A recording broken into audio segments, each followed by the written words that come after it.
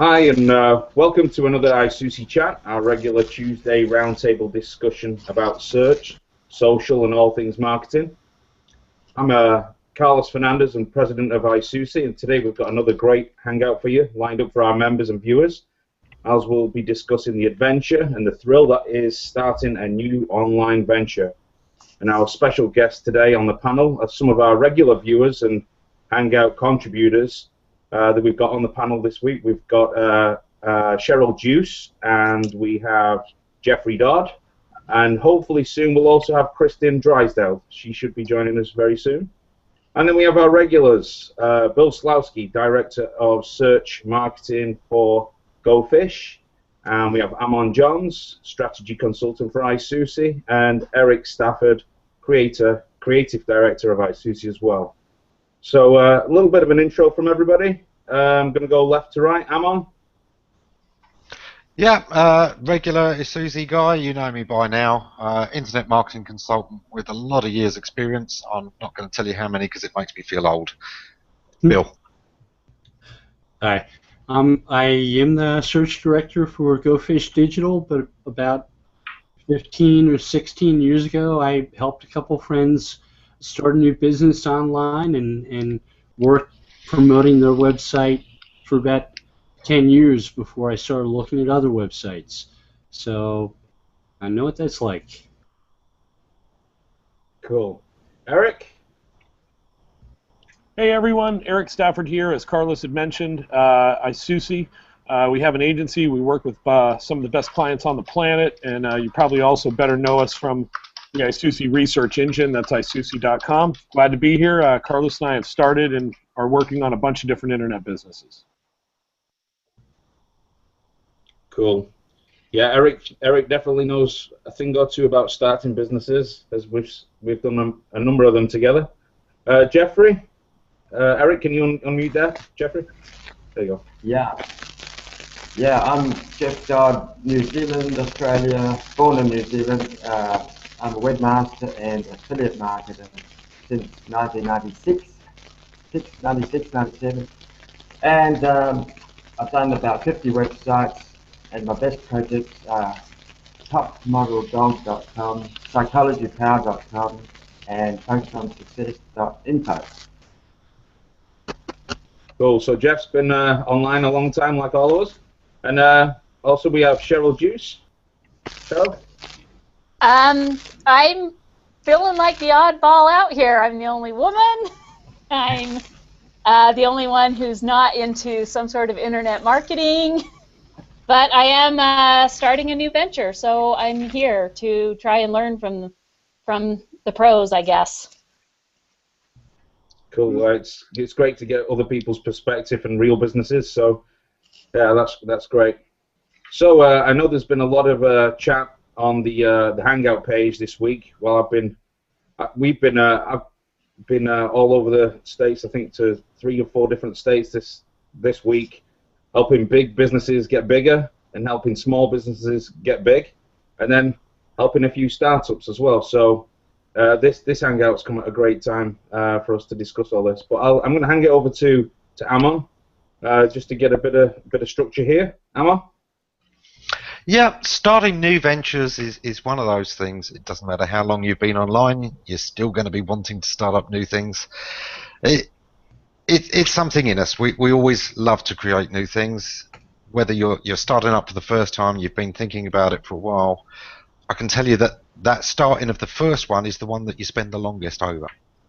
Once you've got one and you've got it successful, you can't wait to start the next, and it becomes a real habit. Serial entrepreneurism, and it's something we massively encourage here. So it was something we really wanted to support. When we saw several of our regular viewers saying that they were interested in starting up new things, it seemed the perfect time to have a show about it. So let me start with you, Sherrill.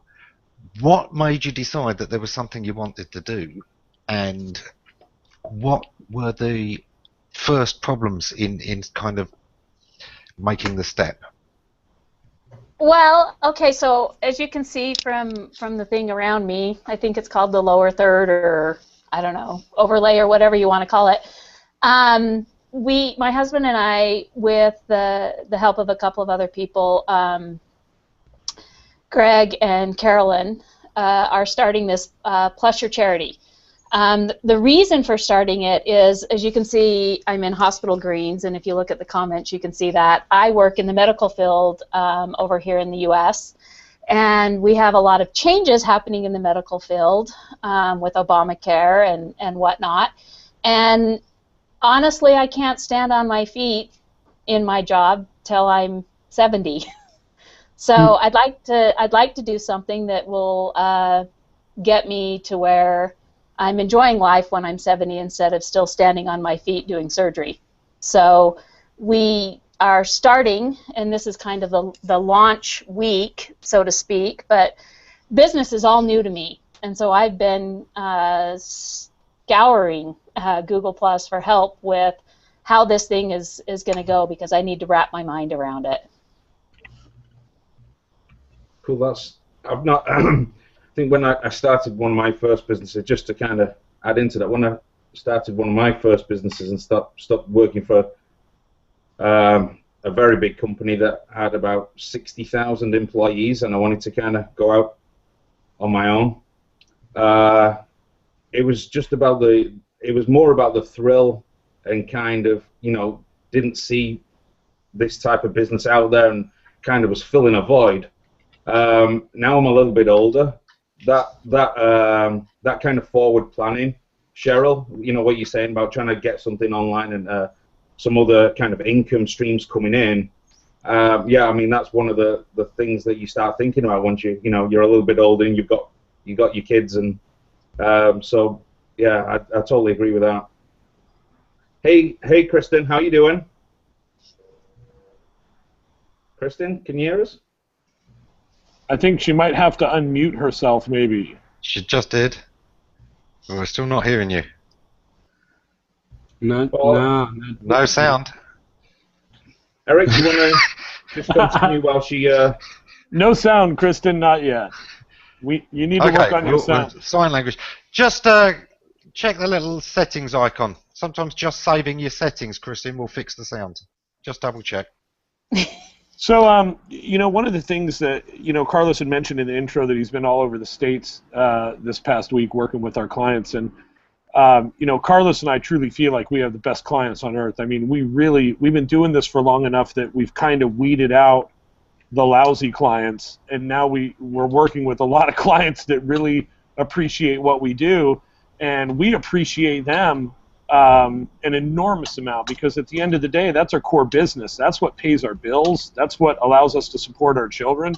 And so I know for Carlos and myself, there was a certain amount of guilt that would always kind of come along with working on other stuff, with working on projects of our own that maybe we wanted to launch. And I think maybe that's part of the reason why, we thought about and worked on, the ISOOSI Research Engine for so long, was because any time we took out of our main business, we really kind of felt guilty about it, and we really could only kind of steal time on the side, right? And Carlos, would you agree with that? Yeah, totally. It was like weekends, nights, but again, sometimes when you put focus in your own projects like that, you do feel guilty, and it's like many a venture has been started on the back. You work your normal 9-to-5 job or whatever your regular job is, and then you have an idea. However that, and we'll come on to how those ideas are generated in a minute. But when you have an idea, usually you're doing something else. You're working for some other company, or you're doing this and you're not happy with it. And then you have this idea, and that idea germinates. It kind of starts to grow. But where do you find the time to put into it? To take it to that from an idea to even just to put it on paper, and then to start implementing it and building it. And it's weekends, it's nights, it's any hours you can find, and it is a tough thing. And you do, if you're working for somebody else and you're actually employed by, you do start to feel guilty. Does that make it not right though? Nah, you got to follow that dream. There you go. I couldn't agree with that more. So, do we have the lovely and talented Kristin with us yet, or is she still trying to figure out? We got cords and we got headbands. What do we got going on over here? I think we've got a Bluetooth mic coming up. Let's see if Look out. Bluetooth, look out.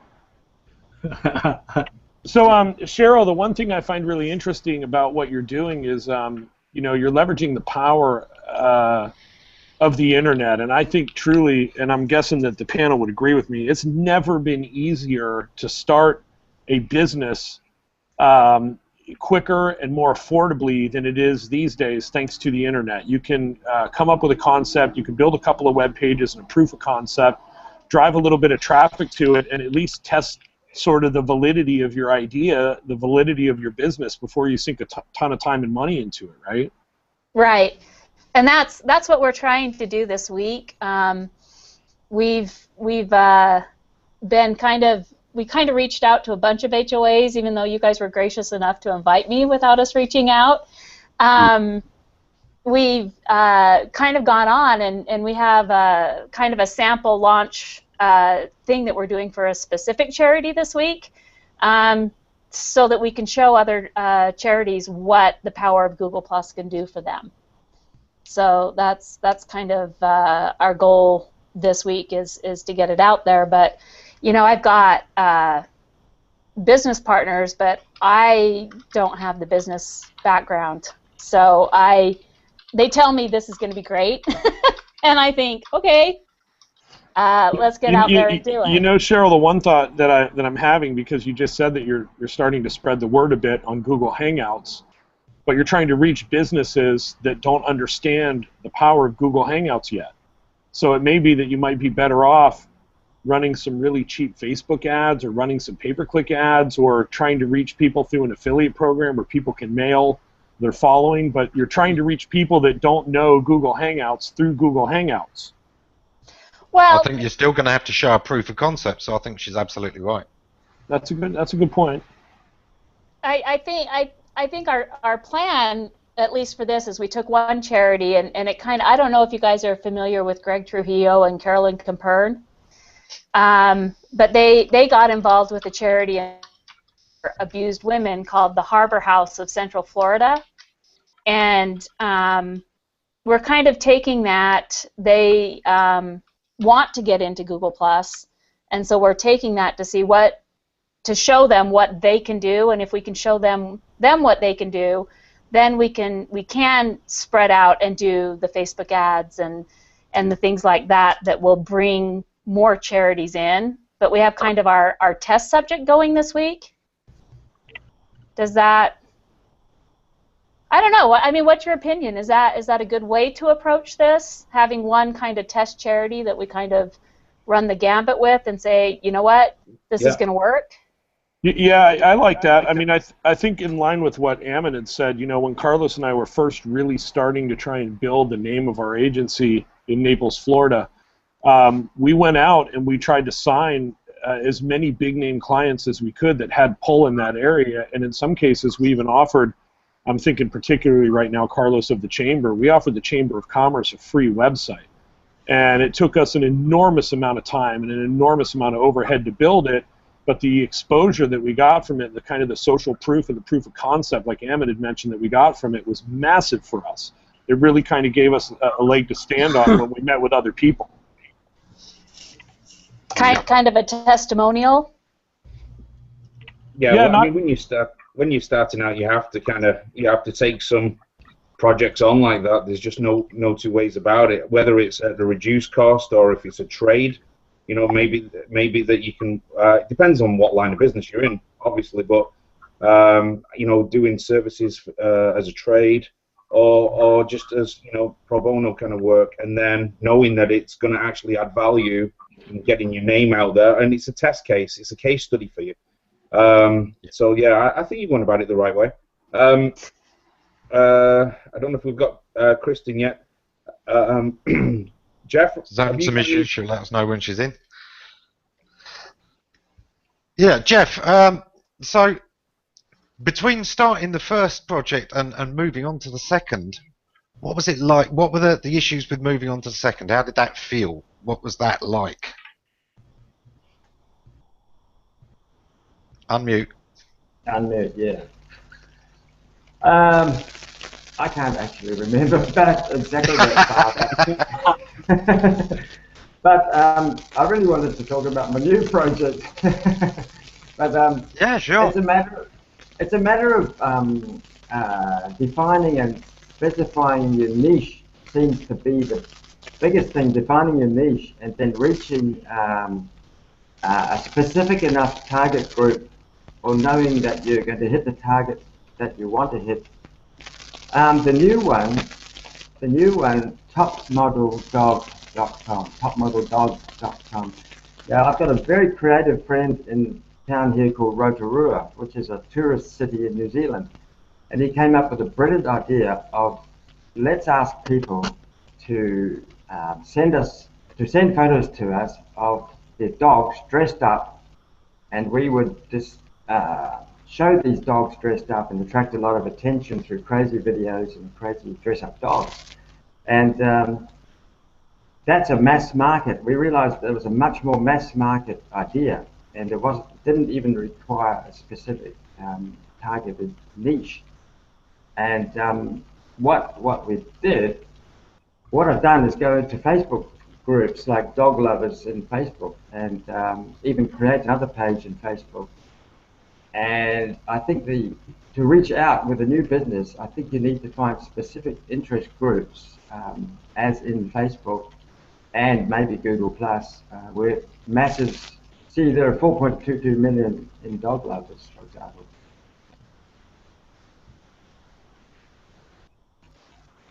Yeah, I love that, Jeff. I love that, Jeff. I mean, I think it's a similar concept. Dogs in clothes. It sounds crazy to me. Who'd think of doing a site along that sort of line? My Crazy ex-taxi driver friend from Rotorua. He's a brilliant brainstormer and ideas guy, and we bounce off each other because I got more sort of internet knowledge, and he's got the crazy out of left field knowledge. Ah, cool. We've got a little thing though. There's an in-joke here as well, Geoffrey, because they didn't know what your latest project was, but the guys have been working on something to do with dogs and clothing themselves, haven't you guys? Yeah, that's a market that we're working in currently, Jeff. We've partnered with an old buddy of ours who runs a company that sells dog clothing. Mostly wholesale. Carlos and I are helping them implement sort of an online retail side of their business. But in that business that we're working on, one of the things that we've found that's going to help us is that they've got a lot of social proof. They've got people like Paris Hilton, who always carries her little annoying dog around with her, and that dog wears the clothes, right? Actually, I think the dog carries that annoying Paris Hilton with him. Right. That's right. So it's kind of similar to what we were saying to you, Sherrill, in terms of proof of concept, right? Yes, it is a testimonial, but if you could imagine that you could get, say, 3 to 5 really well-known charities that are kind of spearheaded by people that are mavens, they're movers and they're shakers, and if you could contact those 5 people and offer to kind of work your magic on them in exchange for sort of a testimonial or a case study, not only are they going to be thrilled, assuming your product works, and I assume that what you do works, right? But not only are they going to be thrilled, but you're going to have that proof of concept, you're going to have social proof, and you're going to have 5 people out there who absolutely love you because you've helped them out for free, right? And they're going to be telling other people about you. Yeah, that's definitely the route we've thought about taking. I've got a question for you, though. At what kind of limit would you set on that for free? I mean, when you go out and you say, okay, like for me, my thought, and I can't speak for the other partners in the venture because I'm here to get my business learning on, because they all think they already know it. If I'm going to go out there and I'm going to say, okay, here's one event that I want to take one fundraising event and just knock it out of the ballpark for you. Do I limit that to, okay, I'll give you one free one, but you know, once I've shown you what it can do, that's not free. You know, like Christopher Vogelman, and I hope I'm saying his last name right, asked, how are you going to earn your money from this? You know, and especially working with nonprofits, you know, where do you draw that line between doing it for them for free? It really depends on what it is. Like if it's, for example, if it's, you know, if it's a website, you know, going back to when we were starting, and it depends on where you are in that process. If you're just starting out, I mean, when we started out and we had no name, like Erik was saying, I mean, that chamber website was probably about 25 grand, 30 grand's worth of time. Now we would never, you know, unless it was like a really big name that we really wanted to work with, we probably wouldn't do that. But we still do proof of concepts and free work. Like, for example, I was showing some of the clients this week on what we can do for video marketing, right? But they'd never done that, but yet they'd done some SEO with us, they'd done pay-per-click with us, they'd done branding and other things. But we wanted to show them what we could do on the video marketing side, so we said, okay, well, we'll do one video for you for free, and then if it works, if you're happy with the results, you know, we'll roll out a campaign for doing it for other cities, you know, with other videos. Yeah. I think you do have to have a line in the sand there, though, Sherrill, in terms of what you're comfortable with, and you got to not be afraid to ask for a sale. I mean, if you're, I don't know what your role is in this new venture, but if you're going to be involved in clients, you can't be afraid to ask for the sale. My role really right now is just getting the word out. I'm not a salesperson. You know, I work in the medical field. I can cut you open. I can sew you back up. But I've never closed a sale other than getting Dennis to propose to me. So. It's something that Bill and I used to deal with a lot in the days of Creator Site, was people who'd been working on their own site and building up their skills, and they were sort of saying, right, well, when, you know, now I think I'd like to actually do this for a living full time. How do I go about this? And one of the things we used to say to people then was, well, it can be a really good idea to take on a charity site first, a pro bono case, because you are going to need to prove you can do what you think you can do. And just because you've done it once on one site you were really passionate about doesn't necessarily mean that you're going to be able to bring those same skills to something maybe you're not as passionate about. So definitely it is something that early on you're probably going to need to give away a few samples. To be honest, to this day I still have 2 charity projects on the go at any time. Now, in the years that I was working for Creator Site, I counted Creator Site as my giving back to the industry charity, and I'd always have one other project at a time. Sometimes that was, you know, big, well-known charities. Sometimes that was very small charities. But I definitely do think that almost anyone should have some sort of level of pro bono work going on at any time. It's, you know, it's what sets us apart as humans, is that we are able to give back and think about society. So I wouldn't be afraid, Sherrill, to take one charity that you and your husband agree on is a really great case and do that one for free as your gift, ongoing, as long as you're happy with that relationship, and then charge other people to get the same love. I totally agree with that, because if your heart's there, and that's why this charity thing is where we want to go, because we completely agree in giving back and being, you know, in the service of our fellow man, so to speak. Yeah. So I think we have Kristin, we got some sound for you. Okay, can you hear me? Yeah.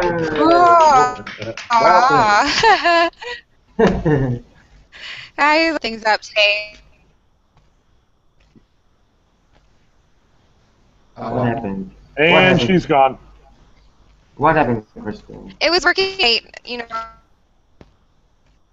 And she's gone. I think it's the connection. What it is, Kristin, it's the bandwidth. If you Okay, go lower to it. the bandwidth, just lower it Yep. down. That should then sort it. Okay, Cox is a big old. I'm not liking Cox Communications right now. Can you hear me? That's a bit better. Yeah, we can hear Yeah, you. now The we can video's hear you dropping good. every now and again, but we've got your sound. Okay, well that's the main thing, because what you really want is to hear me talk, right? I'm not going to answer that. I'm pleading the fifth on whether I want to.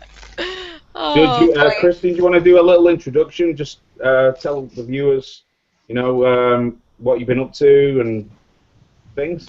Yeah, sure. I don't mind taking us all the way back to the beginning of the show. We're a half hour in, but I'm Kristin Drysdale. I'm the hashtag exploratory specialist, and I have 6 children that are the loves of my life. I'm just going through this life trying to figure out what I'm doing, and so far the thing that I have figured out is that I want to be a voice for those who don't have one. And that's what has brought me to social media. Cool. Cool. Wow. And in terms of starting ventures, have you got something you've already started and you're looking at starting something new from that, or is this kind of your first journey onto the web and you're interested in getting going with that? Well, it's actually amazing. I'm going to do a big plug for Wayne Harmon, Relationship Marketing. Yeah. He's done a really great job, and being an example of someone who just, is a person that you relate to, and you just get going with them. You start sharing their posts. You start learning from them, really. It's all about learning as you share. And through just learning how to be a good Google Pluser, I've landed a couple of really awesome opportunities to work with Les Dossey and with Stan Bush. Les Dossey, I like to think of as like the resident Google Plus counselor. He has a series, What the Ugh, and he's just amazing. If you have lived life or if you haven't lived life, he is there for you as a support. We've got a great community, and it's just amazing the people that I've been able to connect with. With Stan Bush, we're starting to really push along into Plus Your Business and bring out we've got a project coming up called 52 Folks, and I'm working on that with Stan and with Mark Burns. He's an up-and-comer. Everyone should go circle him. Amazing people here. That's what we're doing. We're just trying to get our learn on and and just get to know people and see what they're about, and let people know what we're about along the way. Cool.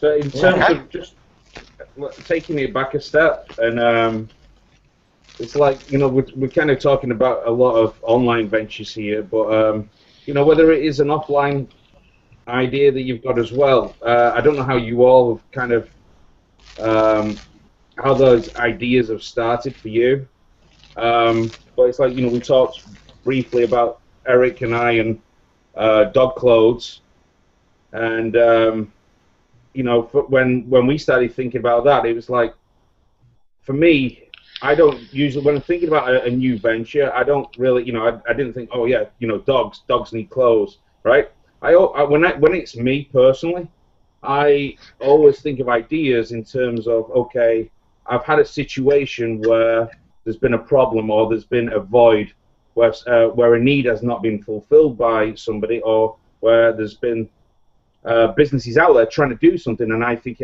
personally can do it better. The example I'll throw out there is when my wife and I moved from England to the Cayman Islands. First thing was, it was so difficult to actually try and get a job out there, right?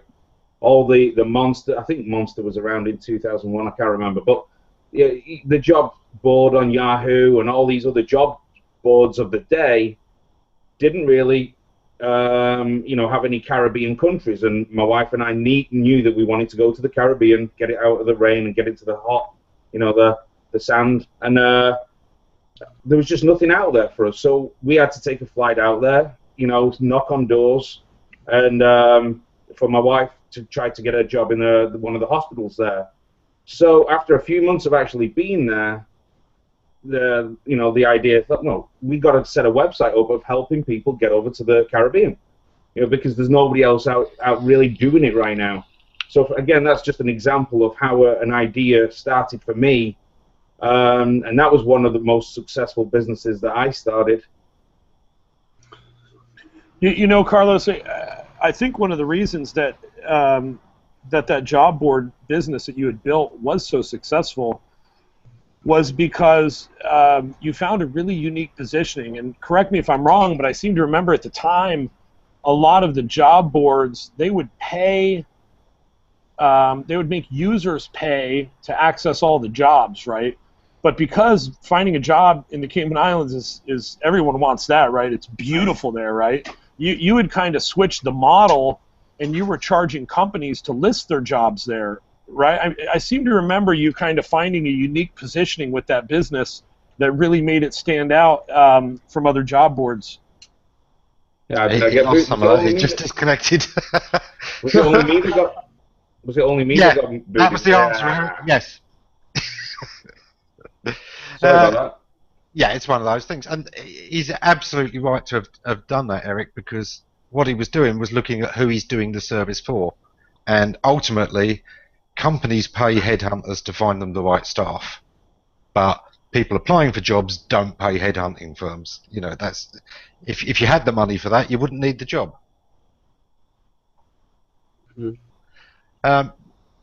One thing that Lee asked, Lee Light in our chat has asked, is it okay to ask pro bono charities, if you're doing what we were talking about earlier, to give you referrals?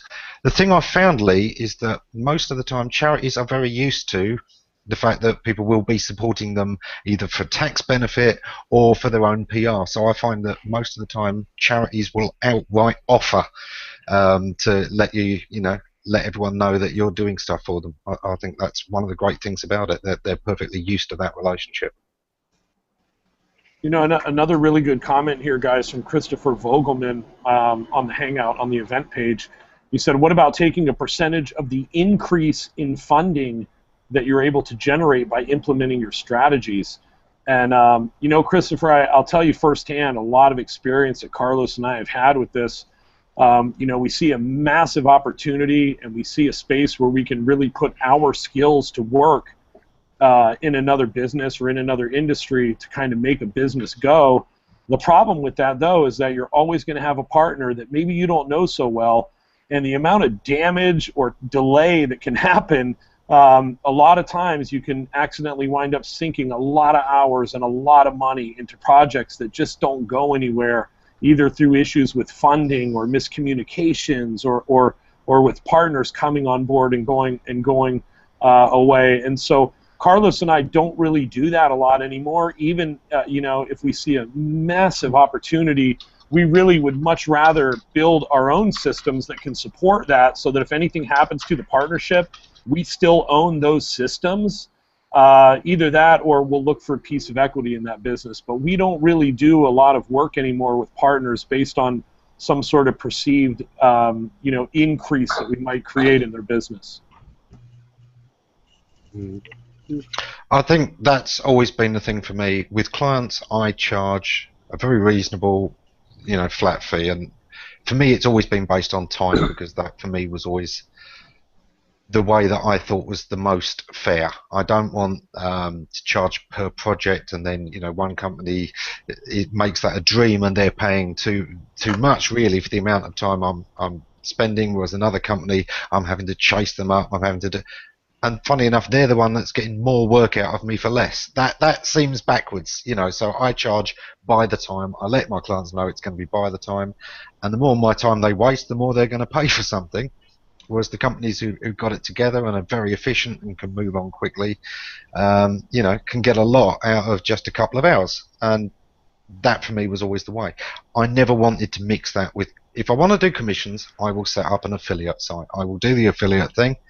As Jeff knows very well, that's often far more profitable, and it's a lot cleaner, and you've got that relationship in the first place. Don't try and mix the two. If you're either a partner in the business, in which case, take shares, you're a shareholder, and you know what your job is, you've got a real partnership. But anything else, I wouldn't say be a consultant that was on a profit share. It never works out. It's not good. Yeah. Bill? We I'm located in the Washington D.C. area, and there are actually a lot of startups in this area. A lot of maybe more than in Silicon Valley. We work with a lot of people who are entering new businesses that are uniquely new. They offer something that's completely different, whether it's a phone application or a designer condiment. They're doing stuff that maybe there's not a lot of keyword research and history to back it up to help us with SEO. And a lot of times, what we often do is end up doing some coaching in terms of other things that they can do that maybe don't necessarily involve SEO, but involve in-person networking or activities or co-promotions. One of the clients we work with is a co-working website, and we sort of, as part of the way we work with them, work out of one of their offices, which gives us a chance to interact with other clients they have there, talk to them, share ideas, put on presentations, access their ideas, their desires, how they want to move forward with their ventures, and it's actually a lot of fun working with them that way. I'm not necessarily working on my own new venture online. I'm acting more as a coach, as a mentor, and there's a lot of fun to that. I don't want to be somebody's affiliate. I don't want to take a cut of their proceeds, but have to necessarily rely upon their ability to do something maybe they don't have much experience with.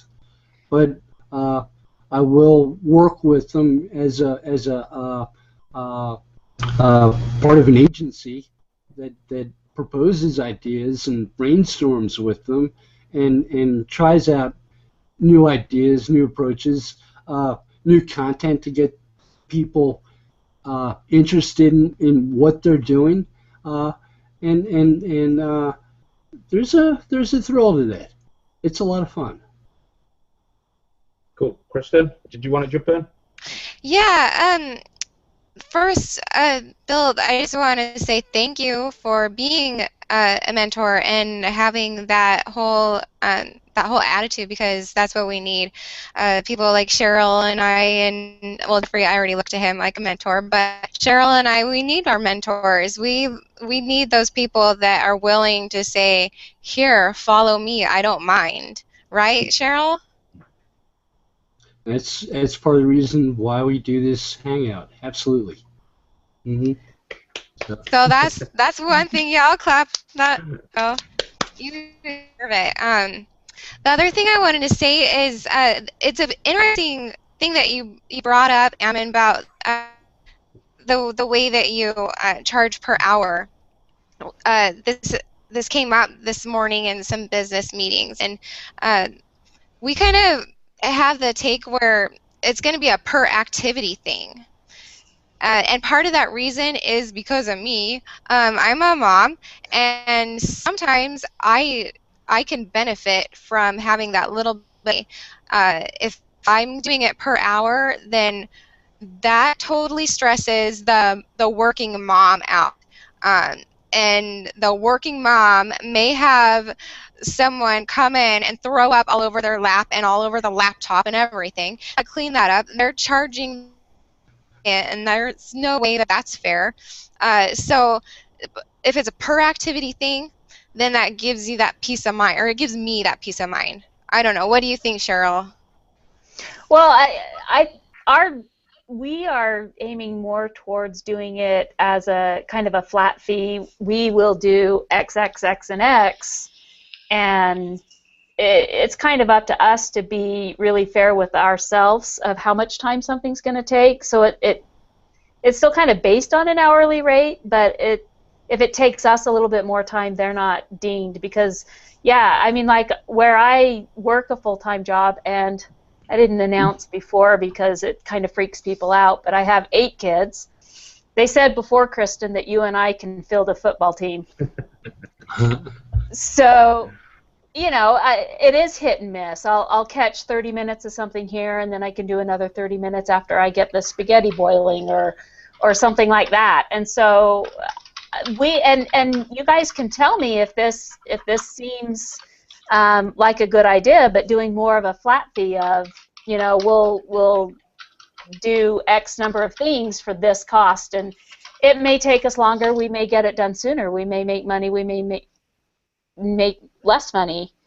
But do you agree with like the piece rate kind of, I can do this for this amount of money, or do you think the hourly is better? You know, Sherrill, there's an app for that. Right?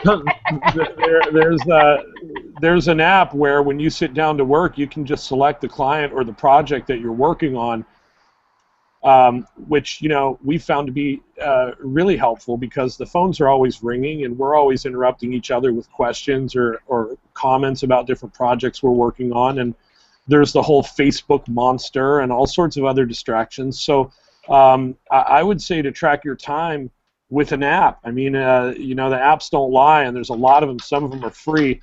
That would be my thought. So your recommendation would be still charge hourly? You know, charging hourly has always worked real well for us. Sometimes Carlos and I will do projects on a per-project basis, but it's normally only with people that we know really pretty well. Carlos can speak to this a little bit more, but you know, when you offer flat rates for different jobs, until you can really hone in your market and you have enough leads coming that you can kind of pick and choose the projects and the clients that you want to work with, you're leaving yourself open to working with some really horrible people that are going to waste a lot of your time. I think it all really depends on what the service is. You know, if somebody comes to you and it's like a 50 grand, 60 grand website project, and it's a whole database application, they don't want it costing out on a per hour, you know, they don't want, well, on a per hour basis. They really want some kind of project cost, even if it's a range, where if it's like a monthly service though, and you're doing X number of out, you know, so it really all depends on what we're talking about. We do things on a per project basis, but they're much bigger ticket items. Yeah, the way I get around that is, you know, this is it. I will estimate the number of hours required for a project, and then they can come in under or they can come in over, and it is a good idea of an average and what they should be expecting. The thing is, to go back to what Kristin said, you know, I have other demands on my time. I've got a couple of kids that, you know, I've got to get to school and get back from school sometimes. The nice thing about an hourly thing is that it doesn't matter which day I do it on. If I've said, look, I'm going to spend 10 hours on this and that's what I'm going to charge you for, then I am counting the working time of those 10 hours. And if it comes in under, they get a cashback, you know. And if it comes in over, I let them know, especially if it's because of their problems, not mine. You know, I might swallow a loss if it was I'd underestimated how long something was going to take me. I'd probably, you know, take that quite happily. But if they've done what we call project creep, you know, they've added things to it and keep on adding, it lets me know that I don't have to worry about that, because the biggest problem working for yourself and working for others, as you're going to find in promoting these charities, is it's great that you estimate this project, but then somebody is going to put input in, and then halfway through somebody's going to want something else changed, and you end up with these revisions, and it can literally be 3 times the work that it should have been. Somebody's got to pay for that, and if you haven't worked out a way that it will be the client, then it's going to be you. It appears that we may have had some technical difficulty here, and that all throughout this hangout you've just seen the beautiful Erik. And if that is the case, we will definitely reschedule this because I know Kristin. If that is the case and it's just been blue boxed on Erik the entire hangout, we will definitely reschedule this because I know Kristin had missed the early bit, and we definitely love having these guys on. And so apologies if that's been the case. I'm okay with it, Carlos. Yeah. Right. To kind of get the most value out of this hangout, I know that you guys had a few questions and particular things that you were interested in. How about in the order that you arrived in? So that would be Sherrill, Geoffrey, and Kristin. You each give us a question, and we see if we can kind of get straight to giving you some hands-on advice for getting started.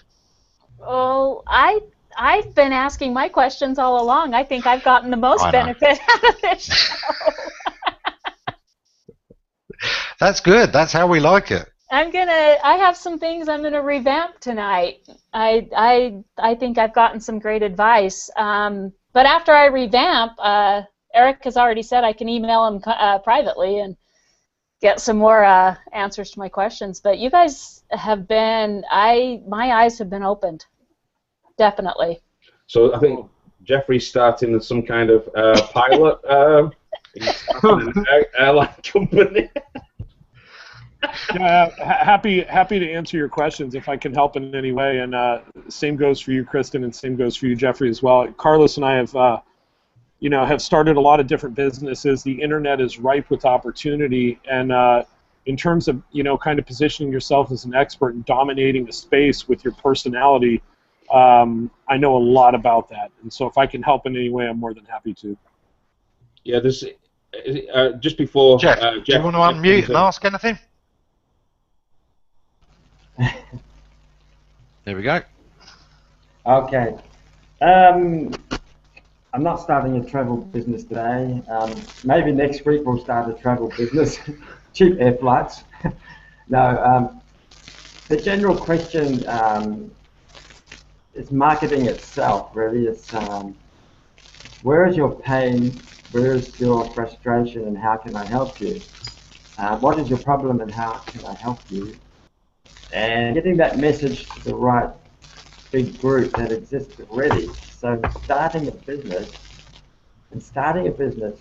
how do you locate, where do you find your target market? If you've got a persona that you've specified, or that you want to contact a certain persona, like we were imagining Chinese and Japanese ladies walking little chihuahuas.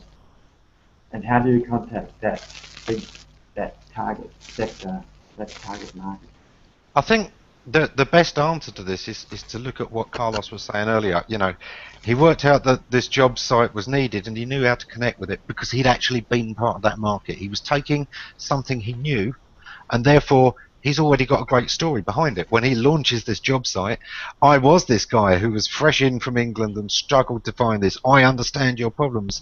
And you see how he's already connected with the audience. He's right in their place. When you're moving into a market that you don't know as well, what you've got to do is you've got to go out there. This is where social media really comes in. Find people who are in your target market. Find people who are posting pictures of their dogs in costumes, or that kind of thing. Find a few of them, engage, make friends, and then ask them some questions. And most of the time, people love to talk about themselves. Come on, which of us isn't honoured when somebody actually asks us interesting questions about us, and they're interested in the answers? So That's right. a lot of people misunderstand social media, and they think it's all about talking to people. The most important part, and it's something we do say week after week, the most important use of social media is that it's free market research. So you can find your market, you can get their stories, and then when you're selling that, it's their stories that you're using. Yeah, I couldn't agree more. I couldn't agree more with Ammon. I think that's great advice. And the one thing I know, Geoffrey, about the dog market is that dogs are kind of like babies, right? Sure. Every mom is convinced that her baby is the most beautiful creature on earth, and to the mom, that baby is, even if you may look at that baby and think that it looks like me, right? And so the same thing with dogs, right? People are fanatic about their dog, and they're all convinced that their dog is the most precious thing on the planet. And so I see a really good opportunity for you to kind of let users drive the content, sort of like we chatted about on the Hangout last week that Amazon is doing, right? Letting users kind of drive the content and let people upload pictures of their dog. It may be ugly dog to us, but to the dog owner, they will happily drop money down to buy costumes to make that dog look like a little sunflower or whatever the heck it is. Yeah, yeah. And there's a new plugin, I guess it's a plugin, where keywords that you list can be turned into a blue link just automatically, and then search for optimally converting items at Amazon as well. I just added that as a monetization idea.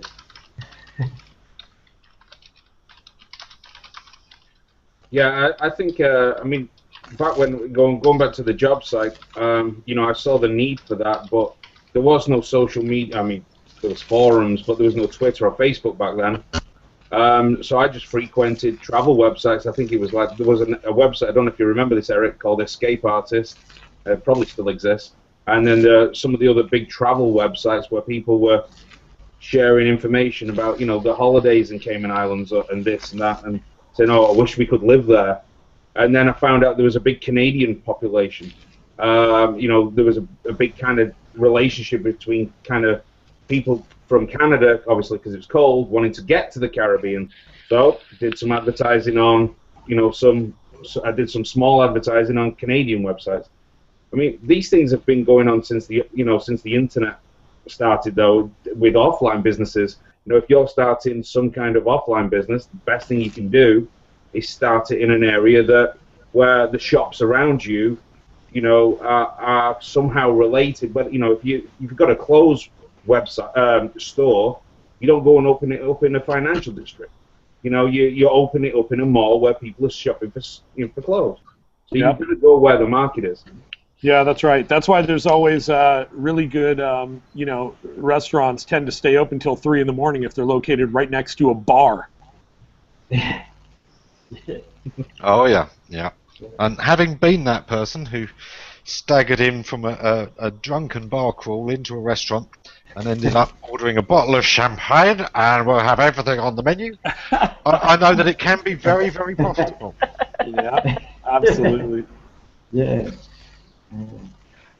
We got a question from Tim. I'd love to get into if we can, and Tim's talking about how to sell art. Now, this is always one of my favourite things because it's a joy to sell art, because art is all about the passion. It's all about the feeling. You know, art by definition is something that makes you feel. It expresses an emotion or a feeling directly, and so when you're selling art, that's kind of what you've got to do. Now, there's different approaches to this. There are people who, let's face it, we say, I want a picture for that wall. You know, that's often how the homeowner, when they're looking at a piece of art, the reason they need it is because that wall is looking awful, or there's a mark they've been meaning to cover up for ages. So they're going to be looking for a picture to cover up a hole, or they're going to be looking for pictures for my living room. So actually kind of thinking of situations of art and describing that when you're describing your art pieces that are for sale can sometimes help with those kind of long tail searches. Don't be afraid to suggest where this painting would be particularly appropriate. Don't be afraid also to team up with other artists and create your own gallery where you can all put your art in there and kind of subdivide it not only by topic, you know, pictures of ships, pictures of countryside, portraits, interesting exotic travel pictures, that kind of thing, you know, categories. But you've got enough artists there to all work together on it and make an interesting gallery that will sell a lot of stuff. I think that's, again, where social media can be such a joy for artists. You've got plenty of photographers and plenty of other artists and plenty of other craftspeople on Google+. Team up with them, collaborate, use this collaboration platform, build a website together that you can all benefit from. The rising tide that floats all ships. People do that offline. They have studios, they share space, they show off things together, they have big events where they invite lots of people to come out, look at their stuff, have food, and so on, and work together. And that type of collaboration can draw a lot more attention than just a single artist being involved in such a venture. Sorry, Bill. Okay, I've got a couple places like that near me. They're a lot of fun, actually. And if you bring your visitors online, that type of fun, it can make a big difference in terms of how effective you might be in showing off what you have to show off. Yeah, absolutely. With Tim's question, it may be more of an offline thing, but I mean, Erik's got some real-world experience with this. I think, you know, back, I'll let you tell the story, Erik, but you used to do these type of things, kind of going showing your artwork off at cafes and such, didn't you? Yeah, I majored in fine art. I have a BFA in fine art, and for the longest time I promoted myself as an artist, and this was long before the internet. Carlos, you were already fiddling around with it over there in the UK at that wherever the heck you went to school. Carlos was playing with the internet when it was just 2 wheels and a hamster. But yeah, I was really pretty much trying to get the word out with press releases and with flyers, event flyers, and I would contact, you know, traditional media and newspapers, try and get them out to the gallery openings and things like that. The internet makes it much, much easier, right? And the problem that a lot of artists had at first was they were worried that if they put images of their artwork on the internet, people would download them and print them and steal them. And I think artists really didn't have the digital education in terms of DPI and resolution to understand that if someone printed a picture of their painting, it would look blurry and pixelated and crappy, and they wouldn't be able to hang it on their wall. But yeah, it's important that artists understand that really at the end of the day, when people buy their artwork, what they're buying is a small piece of that artist, right? They're buying an understanding of what that painting means to them and maybe even to the artist. And they're buying a glimpse into the process if they can get it. They're buying an understanding of what motivates the artist if they can get it, right? So I used to have gallery shows, and the number of paintings that I sold went up dramatically when I included a little one-sheeter explaining what the painting meant to me. And I think the internet, like the guys had said, is hugely useful for that. You can leverage sites like Instagram or sites like Twitter or Facebook and show your work in progress, ask your audience for feedback on the work and what it means to them, give away little postcards or things that people can take and print, wallpapers, give away desktops, let people put your artwork on their desktop, right? And as always, you know, as much as I hate to admit it, as the creative right-brained guy, it really goes back to what Carlos and the guys specialized in as well. It goes back to SEO. So if you specialize in doing concert posters, there are going to be people out there that collect just concert posters, and you're going to want to make sure that your pages somehow rank for those terms, because they may not know you by name, but they may know that they're looking for, you know, steampunk portraits or concert posters or traditional landscapes or whatever that may be. Yeah, I've got two more actionables for you, Tim. The first one is, you know that hangouts in real life are really popular right now. Do an art gallery one. Invite some of your fellow artists to do a hangout in real life and bring some works that are for sale with you. In fact, you can have the run-up to the event. Part of what you're using to promote the hangout is the story of the creation of that art, what you're trying to express. I absolutely love that. I think that's the smartest thing I've heard all day. That's very, very smart. And the second one is, the next commission you get, document your creation of it and share it day by day, minute by minute almost, onto G+, because it gives us a wonderful insight into you, Tim, into your mind and your processes. So that's great for anybody who's following you to know about. But it's also showing the story of that art. And by doing that, you're making that art more valuable, that connection to the artist. And ultimately, when we buy art, we are buying the story behind the creation. I'll share a post later that illustrates exactly what I meant, but I was telling somebody the other day that was doing jewelry. I said, you know, it's all in the story. Words tell, stories sell. I said, if you're doing, you know, jewelry, it's a different market to mass produce. You know, you're not doing it about quality, it's about the story. So the example I gave was, you're selling a silver cladach ring, you know, the Celtic ring with the heart in the hands. And I said, right, So I would start by giving the story of the legend of these, where they originate from. They all come from Galway, and there is a legend to the first Clodagh ring. But the rings with hands are far older. It dates back to Roman times, and it was always a symbol of faith. So I said, first you'd have that, then you'd have it evolving into the artist story. I'd always connected with these. I loved how absolutely brilliant the visual aspect was of putting your heart in somebody's hands as the ultimate in love and trust and respect. And I wanted to work in silver, even though it's traditional that Claddachs be gold and the original was gold. I wanted to work in silver because in folklore, silver is always the metal that's closest to the human soul. Silver is supposed to be more in tune with humanity than any other metal. So I wanted this to be a soul-deep connection of love and loyalty. And that's why I've chosen to work in silver. And I wanted to modify, and as you're telling the story, you are making that real ring. That ring is just so real, and whoever buys it is now part of that story. And they're not just buying a ring anymore, they're buying the whole mythology behind it, and they're able to give this as a really deep symbol. That's what art sales are all about. Yeah, I love that. And then you can also do one of them Facebook viral posts where you can say, Tim took a commission from a client. You'll be shocked at what happens next. So do you want to get a bit of a wrap-up? I think Kristin, do you have one question for us before, and we can use that as our wrap-up? We put her on the spot now. She's muted. Who? Who? For me, who are you asking? She can't unmute. Doesn't want to unmute. Oh, Yeah, there we go. We heard you briefly.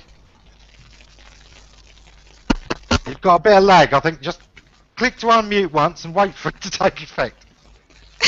There you go. Yeah. Okay. Yeah, we can hear you. No, we can't. To the next one because You didn't turn the bandwidth down again. That's what it is. Okay. Do I need to turn it down? It's okay now. Yeah, I think you're good. Okay. Erik. No, gone again. Oh, it's gone. Carlos, if we had planned this to do this, it would really be quite funny. Okay, no face. Can you hear me? Here we go. Yes. Okay, yay, no face. Erik Ing put out a really, really good post today on the Plus Your Business site. And it was your first 9 SEO tasks. And I just thought that was so amazing and brilliant and just timely for this show. This is my first big girl show. And I don't know if you guys got a chance to look at it yet, but my question about starting out with a website, how soon is too soon to start thinking about all these things? Because I realize that I'm not, as a beginner, or at least what I think I have learned from your show is that as a beginner, I should not be aiming to hit that SEO. I should be thinking more about quality content, and that should be my first aim. So do you have any kind of recommendation about like a timeline that someone should bear in mind when they're trying to seek the authorship, when they're trying to seek that that place where people are going to come to them? Because as we know, Google looks at time and how consistent you are. There's a lot more to quality than time, and this is something I slightly disagree with Erik on. Erik is a big fan of regular content coming out quite often and keeping up that pace, and I completely disagree. I say that you put out quality, and if it takes you 6 months to come out with a post, it takes you 6 months. And if it takes you 6 months for the next one, Google's not going to care that it took 6 months. They're going to care about how good that piece is. Now, And bear the in mind, interaction that one it of these, receives, right? Right, Ammon? Yeah, I'm one of these people who, I'm out in public for a while, and then I take a job or a client that makes me go under the radar for a while. I sort of disappear from public view sometimes for a couple of years as I'm working with a particular venture where publicity isn't particularly helpful, or my publicity isn't. I'm working full-time on the client publicity. And, then I'll come back, and yeah, there'll be new people in the industry who've got no idea who I am. But the people who have known me from the first time, it's very easy to, they haven't forgotten. And, I get to know new people. Erik hadn't met me at all before kind of Carlos did the introductions. But, in the weeks we've been going together, I think we've done a great job of getting to know each other. I'm not afraid that if I wait a few weeks between posts, people are going to forget me. And I don't think anyone else needs to be. That said, the best time to start is always now. You can learn a great amount in theory, but to really learn, you have to be putting it into practice. So it's one of those things, don't wait until you know everything before you start doing a blog or doing a website. Get started, get your hands dirty, get in there, have fun, learn. One of the wonderful things, Christopher Vogelman did mention this earlier, the great thing about the internet is it's so cheap to do. What, you're going to waste some virtual ink if it goes wrong? Yeah, okay, there's limitless virtual ink. You can afford to fail and get up and start again. That's great. It's like a baby learning to walk. You're going to fall down a few times, but that's all part of the process, and you learn a lot from it. So don't be afraid to start as soon as you're ready to have a go. In fact, maybe even a tiny bit before you think you're ready. And learn, have fun. Yeah, I think some great points. I'll just add in, obviously think about the brand as well at the beginning, because I know it seems silly to, for somebody who's just got an idea, and you mentioned the word brand or branding, and they think, I'm not this big Fortune 500, company. I've not got a brand. But everything that you do online, whether it's in social circles or just your persona is your brand, whether it's as a company or yourself. So all in encompassing in that is the name of the company, the domain name, things like that. Once you've got that foundation in place, because it's really difficult to start get something and not think about the domain name or not think about the brand, and then put a year's worth of kind of content and relationship building and all that in, and then think, well, I didn't really spend enough time thinking about just the basics, and then to go back and revisit that after a year is really difficult. So it's worth putting a lot of kind of thought, and bouncing it off relatives and family, family friends and people like that in the early days to get the basics in place. Then just start blogging, building relationships up, and I wouldn't really think about SEO at the beginning. As you learn more about that, you can ease that into it, but just think about putting your thoughts out there and building relationships, and then the rest will kind of follow. Yep. Yeah, I totally agree with the guys. Sorry, did I cut someone off? Go ahead, Bill.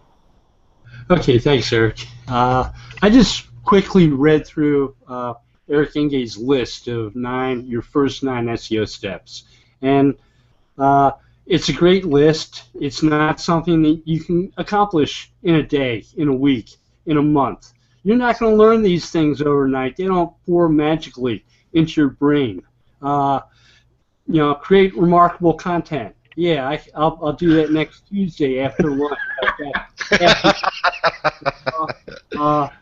Tuesday, you lazy person. I've been working on a blog post for 3 weeks now. Hopefully I'm going to get it published sometime soon. But it's going to be remarkable because nobody else has ever written about it. I go to crazy sources like patents and places like that that other people don't write about because they're hard. I like the challenge. It keeps me creative. It makes me think. I've been doing it for years, so I have a sort of head start on a lot of other people. But learning how Google Analytics works is not something you're going to do in an afternoon. No. And that's why I was saying, Bill, it's for new startups and new people thinking about online ventures to start thinking about SEO right at the get-go is just they should be thinking about what they're good at, their expertise, what puts them different from other people in that sector. Totally agree with you, Bill. One of the things we've said in the past that I think still bears up is, start with a product where if you hand sent 10 people to it, one of them would be convinced. Yeah. And when you've got that, that's when you scale it up. So get that idea first, but don't be afraid of getting it wrong. Look, many years ago, 2 slightly geeky kids at Stanford came up with this wonderful search engine algorithm. And they went off to sell it to Yahoo for $1 million. And Yahoo laughed at them. And they tried to sell it to Excite, and Excite didn't want it either. And somebody felt sorry for them and said, look, here's a check for $200,000. I love what you've got. Form a company to cash this check to Google and start it up yourself. And they did. And they learned by it. And when they first started, do you know how they were going to make their money?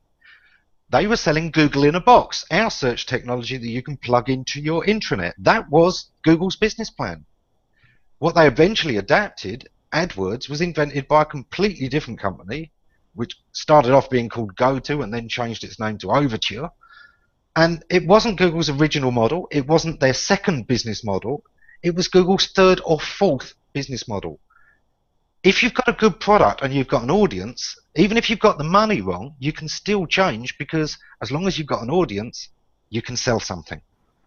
And so, don't worry too much. Have fun, learn. It's all a learning exercise, and everything you learn is going to be absolute gold for your next go.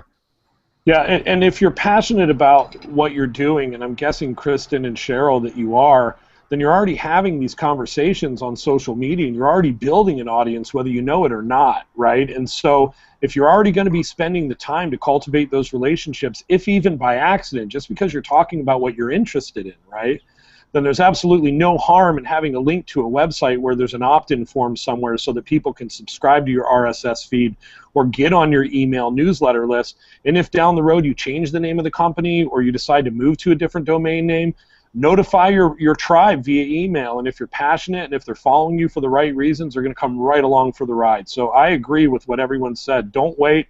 It may be painful down the road. You do want to put some thought into who you're going to be, but don't let it hold you up from getting going.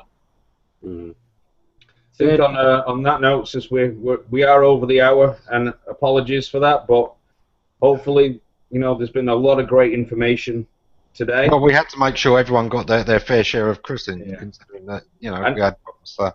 And if we have been blue boxed, and if there was problems, we'll get everybody back together in a few weeks, and we'll do it all again, because we love it. So join us next week, Tuesday, 3 p.m. Eastern. I think we've got Deborah next week. And thank you all for tuning in and watching us. Thank you all. Thanks, everyone. See ya.